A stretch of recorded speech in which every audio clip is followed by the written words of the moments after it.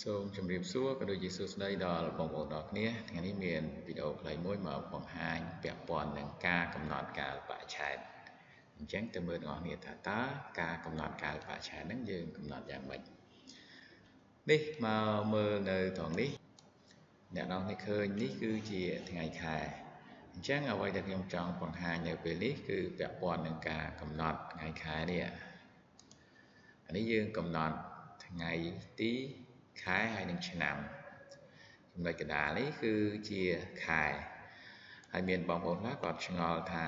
មានកាលបរិច្ឆេទឬក៏ថ្ងៃខែខ្លះនៅត្រង់នេះវាលោតជាខែអញ្ចឹងធ្វើម៉េចទើបយើងអាចត្រឡប់ពីខែមកជាលេខបែបហ្នឹងឬក៏កំណត់ពីលេខទៅខែបានអញ្ចឹងតោះឥឡូវយើងទៅមើលទាំងអស់គ្នាខ្ញុំយកចំណុចទី1ទៅធ្វើបង្ហាញអ្នកទាំងនេះចុចទៅលើចំណុចឬក៏ថ្ងៃខែដែលយើងចង់កំណត់មកបន្ទាប់មកចុចត្រង់ចែក number នេះនៅត្រង់នេះត្រង់ number នេះសូមរើសយកពាក្យថា custom នេះហើយនេះវាបង្ហាញឲ្យណា DD នេះមានន័យថាថ្ងៃ MM នេះខែហើយ YY 4ដងនេះឆ្នាំមានន័យថានៅត្រង់នេះបើយើងយកពីខ្ទង់យើងវាយអក្សរ D 2បែបហ្នឹងមកហើយបើយកតែមួយខ្ទង់វាយតែមួយមកអញ្ចឹងសម្រាប់កាលបរិច្ឆេទដែលក្រោម10គឺវាចេញតែមួយលេខឯងហើយចាប់ពីហ្នឹងទៅបានវាចេញ2លេខហើយបើយើងយក2បើទោះបីជាកាលបរិច្ឆេទក្រោម10ក៏វាមានលោត0ឲ្យដែរខែដូចគ្នាយកពីខ្ទង់សម្រាប់ខែក្រោមខែ10ចាប់ពី1ដល់10វាលោត0ឲ្យនៅមុខហើយ y នេះបើយើងយក4ហ្នឹងមានន័យថាយើងយក4ខ្ទង់យើងវាយដាក់អក្សរ2ខាងចុងមកវាលោត4ខ្ទង់ឲ្យហើយអញ្ចឹងអ្វីដែលយើងចង់បង្ហាញនៅពេលនេះគឺការកំណត់ខែនេះឲ្យវាចេញជាអក្សរនេះយើងឃើញខែ12អញ្ចឹងដើម្បីកំណត់បានអ្នកនរគ្នាវាយអក្សរ M នេះ3មកថែមមួយទៀតនេះឃើញទេពេលដែលយើងវាយវាលោតនៅត្រង់នេះឲ្យ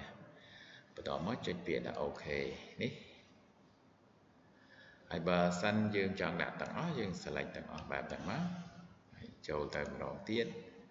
ចុចលើពាក្យ custom បន្ទាប់មកយើងរើសទៅមិញអានេះយើងកំណត់មិញយើងចុចលើវាមកវាឲ្យតែម្ដងនេះហើយបន្តមកអ្នកនរចុចអូខេមកនេះយើងមើលនេះហើយក្នុងករណីដែលយើងចង់ត្រឡប់ខែឲ្យមកនៅមុខអ្នកនរវាវាយអំនេះដាក់ខាងមុខមកឥឡូវខ្ញុំកំណត់ឲ្យមើលណាអំបន្តមកយើងវាយ D មកនេះខែខាងដើមហើយទីបន្តមកឆ្នាំយើងចុចពីអូខេឃើញខែមកនៅមុខទេហើយនៅខាងក្រោយនេះបើយើងកំណត់ y យកទៅ2បើទោះបីជាយើងវាយ4ក៏វាលោតមកតែ2ដែរឥឡូវយើងទៅមើលម្ដងទៀតនេះខ្ញុំត្រឡប់ថ្ងៃទីមកមុខវិញថតខែនេះយើងដាក់តែ2ទេអូខេមកនេះឃើញទេវាចេញតែ2ខ្ទង់ហើយទោះបីយើងវាយ4ខ្ទង់ក៏វាលោតតែប៉ុណ្្នឹងដែរ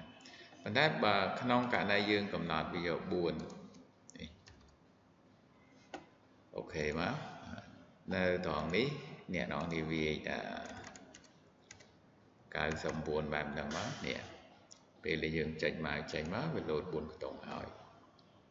អញ្ចឹងនេះគឺជាចំណេះដឹងខ្លីមួយងាយសម្រាប់បងប្អូនអរគ្នាក្នុងការប្រើប្រាស់កុំព្យូទ័រនៅក្នុង Microsoft Excel ក្នុងករណីដែលអ្នកនរនេះជួបបញ្ហា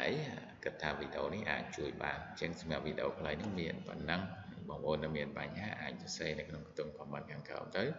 ខ្ញុំនឹងព្យាយាមបង្ហាញបន្ថែមទៀតអរគុណច្រើនជម្រាបលាទាំងអស់គ្នា